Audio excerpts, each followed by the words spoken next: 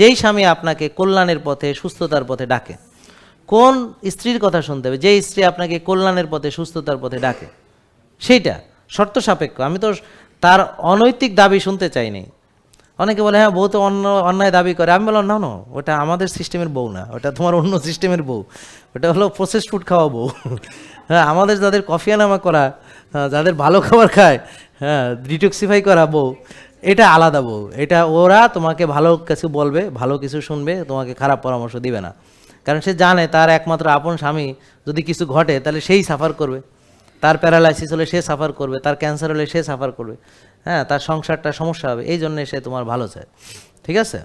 তা আমি বলেছি যে বোনরা, আপনারা কাইন্ডলি এই নিজেরাও ভালো করে মানুন, আপনার পরিবারকে মানান। তো একটা শিক্ষিত মা দিলে একটা শিক্ষিত জাতি যেমন পাবো, একটা সুস্থ মা, স্বাস্থ্য জ্ঞান সম্পন্ন মা হলে সারা জাতি স্বাস্থ্য জ্ঞান সম্পন্ন জাতিতে, সুস্থ জাতিতে পরিণত হবে ইনশাআল্লাহ। কারণ মূল যে মেকানিজম হোম মিনিস্ট্রির কাছে। তো হোম মিনিস্ট্রি থেকে যদি রেড সিগন্যাল আসে তাহলে মুশকিল আমাদের জন্যে, আর হোম মিনিস্ট্রি থেকে যদি গ্রিন সিগন্যাল আসে তাহলে আমাদের জন্য অনেক সহজ। তো এই জন্যে আমরা বলবো যে আপনারা মায়েরা, বোনেরা, আপনাদের দায়িত্ব বেশি। যেহেতু আপনারা মায়ের জাতি, যেহেতু আপনারা সংসারে সবসময় সময় দেন, আমরা বেশিরভাগ সংসারের বাইরে থাকি, আমরা মাঝে মাঝে বেড়াইতে যাই ঘরে, আর আপনারা ওইখানেই সবসময় বিরাজ করেন, তো আপনাদের দায়িত্বটা বেশি।